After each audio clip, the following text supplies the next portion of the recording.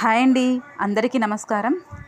చెలికాడ నీ చూపుకై 65వ భాగంలోకి వెళ్దామా? ఇదే చివరి భాగం అండి.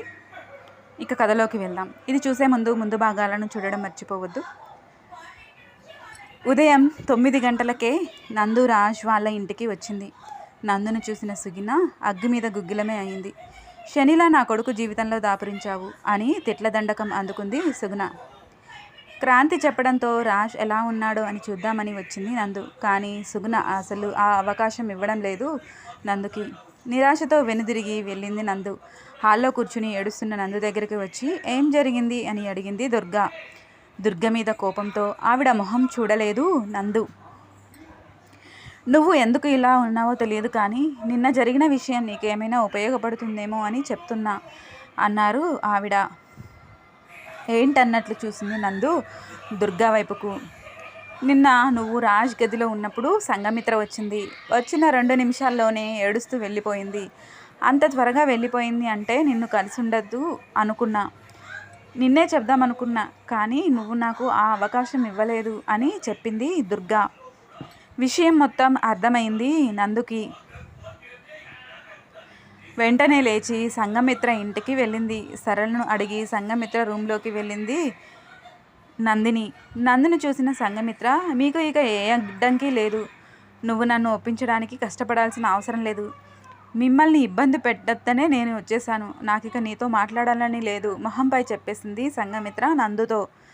అడగనిది అమ్మైనా పెట్టదంటారు, కానీ నువ్వేమీ చెప్పకుండానే అన్నీ తానే తెలుసుకున్నాడు, నిన్ను ఆరాధిస్తున్నాడు అంటూ చెప్పింది నందిని.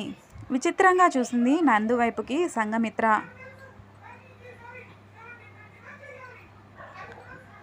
నిన్నని నువ్వు సగమే విని ఉంటావు, అందుకే రాజ్ని వదిలేసి వచ్చావు. పూర్తిగా వాడేంటో తెలిసి ఉంటే ఇలా చేసేదానివి కాదు. అన్నీ నీలోనే దాచేసుకుని వాడు మాత్రం నిన్ను అర్థం చేసుకోవాలని కోరుకోవడం ఎంతవరకు కరెక్ట్? నీ ప్రేమను చెప్పవు, వాడి ప్రేమను అర్థం చేసుకోవు. ఇలా ఉంటేనే కాపురాలు నాశనం అయ్యేది. ఇప్పుడు త్యాగం చేశాను అనుకుంటున్నావా? ఒక విషయం చెప్పనా? ప్రేమ కోసం దేనినైనా త్యాగం చేయొచ్చు, కానీ ప్రేమను త్యాగం చేయకూడదు.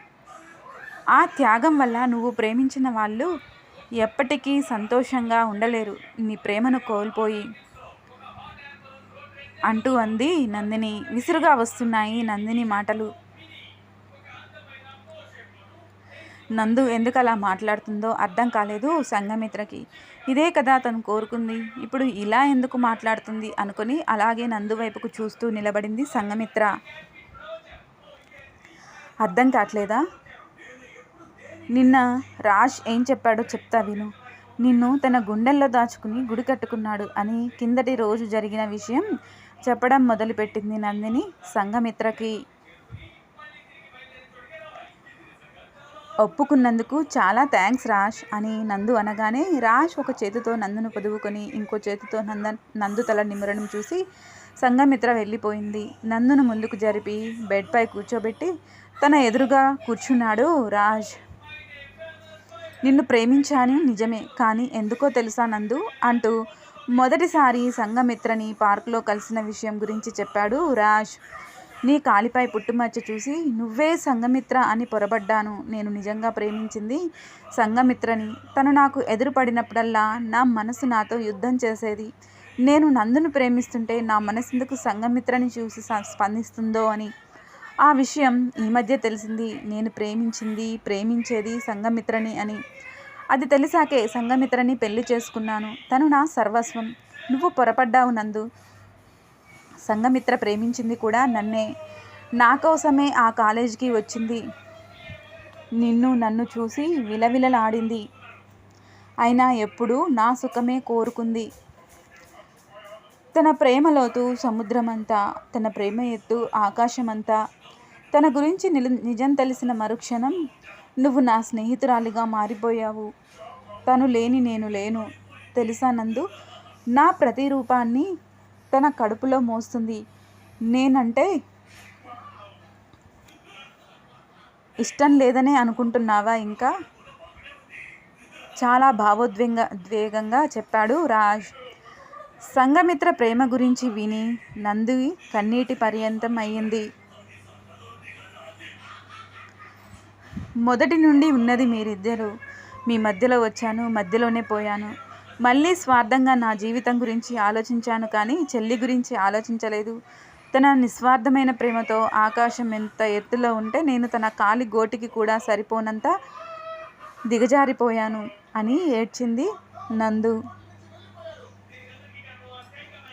నువ్వు సంతోషంగా ఉండాలనుకున్నాం, నువ్విలా ఏడిస్తే ఎలా నందు అంటూ ఓదార్చాడు రాజ్ నందినిని. నేను సంతోషంగా ఉంటాను ఆయన జ్ఞాపకాలతో. ఇక మర్చిపోవాలని ప్రయత్నించాను. ఉన్న ఒక కొడుకును పోగొట్టుకున్న అత్తమామలకు తోడుగా నా బిడ్డకు నీడగా బ్రతుకుతాను. ఇక నువ్వు నా గురించి ఆలోచించొద్దు, సంఘమిత్ర దగ్గరికి వెళ్ళు అని రాజ్ని పంపించింది నందిని. అలా జరిగింది మొత్తం చెప్పింది నందిని సంఘమిత్రకి. నందు చెప్తున్నంతసేపు సంఘమిత్రలో ఆనందం, వెంటనే రాజ్ని కలవాలని ఆతృత. నేను ఇప్పుడే మిత్రాన్ని చూడాలి అని నందు అక్కడ ఉండగానే కట్టుబట్టలతో వెళ్ళిపోయింది సంఘమిత్ర. సంఘమిత్ర బయటికి వెళ్ళడం చూసి కంగారు పడుతున్న సరళకు సర్ది చెప్పింది నందిని. నందులో ఇప్పుడు ఒక తృప్తి. తన జీవిత లక్ష్యం ఏంటో తెలిసింది. తన భర్త ఆశయమే తన ఆశయంగా ముందుకు కదలడానికి సిద్ధపడింది. ఇంటికి వచ్చిన సంఘమిత్రని చూడగానే అప్పటి వరకు ఉన్న దిగులు ఎగిరిపోయింది సుగుణలో. ఆయన ఎక్కడ అత్తమ్మ అడిగింది సంతోషంగా సంఘమిత్ర. కోడలి మొహంలోని సంతోషం చూడగానే అంతా కుదుటపడింది అని అర్థమైంది సుగుణకి. వాడింకా లేవలేదమ్మా చెప్పింది సుగుణ సంఘమిత్రకి. పర్లేదత్తమ్మ, నేను లేపుతా అని హుషారుగా లోపలికి వెళ్ళింది సంఘమిత్ర. కలత నిద్రలో ఉన్నాడు రాజ్. మిత్ర, నన్ను వదిలి వెళ్ళొద్దు మిత్ర అంటూ కలవరిస్తున్నాడు. అది చూసి సంఘమిత్ర కళ్ళల్లో తడి చేరింది. వెంటనే బెడ్ ఎక్కి రాజ్ పక్కన పడుకుంది. రాజ్ చేయి తీసి తన నడుము మడతలో పెట్టుకుంది. దగ్గరికి జరిగి రాజ్ని గాఢంగా హత్తుకుని, వెళ్ళను మిత్ర, నువ్వు నా ప్రాణం. చెలికాడ నీ చూపుకై పరితపించిన ప్రేయసిని నేను. అలాంటిది నీ లోకమే నేను అని తెలిసాక ఎలా నిన్ను వదిలి ఉండగలను? నీపై నా ప్రేమను తెలుప ఈ భాష చాలదు అంటూ రాజ్ నుదుటిపై ముద్దు పెట్టుకుంది. కిందకు కళ్ళు దింపి రాజ్ వైపుకు చూసిన సంఘమిత్రకి కళ్ళు తెరిచి తననే చూస్తున్న రాజ్ కనిపించాడు. నిజంగానా మిత్ర, నన్ను వదిలి ఎప్పుడు వెళ్ళవుగా అంటూ కంగారుగా అడిగాడు రాజ్. అతని కళ్ళల్లో కంగారు కనిపించింది. వెళ్ళను అంటూ రాజ్ తలను అలాగే హృదయంలో దాచుకుంది. అలాగే సంఘమిత్రని పొదువు పట్టుకుని హృదయంలో తలదాచుకున్నాడు రాజ్. సమాప్తం. ఇట్లు మీ రమీ జ్యోతి.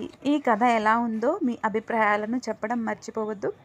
కథ అయిపోయింది అని ఎలాంటి దిగులు అవసరం లేదు. మరో కథతో మీ ముందుకు వస్తాను. ఈసారి కూడా మంచి ప్రేమ కథతో మీ ముందుకు వస్తాను. కథ పేరు చంద్రహాస ప్రణయం. అది కూడా చాలా బాగుంటుంది. కాకపోతే ఇన్ని పార్ట్స్ ఉండవు, త్వరలోనే అయిపోతుంది.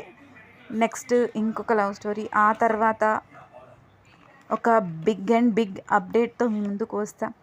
ఇవన్నీ మిస్ కాకుండా ఉండాలంటే వెంటనే నా ఛానల్ని సబ్స్క్రైబ్ చేసుకోండి.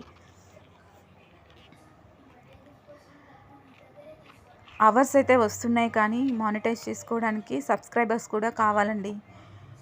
చదివి వెళ్ళిపోతున్నారు, చూసి వెళ్ళిపోతున్నారు కానీ సబ్స్క్రైబ్ చేసుకోవడంలో పోయేదేముంది చెప్పండి. ప్లీజ్ సబ్స్క్రైబ్ చేసుకుంటారు కదా. ఉంటాను. ఒక 3 రోజుల తర్వాత మరో భాగంతో మేము ముందుకు వస్తాను. 3 రోజులు ఎందుకు అనుకుంటున్నారో, మేము తిరుపతి వెళ్తున్నాము, అందుకే ఈ గ్యాప్. బాయ్ అండి.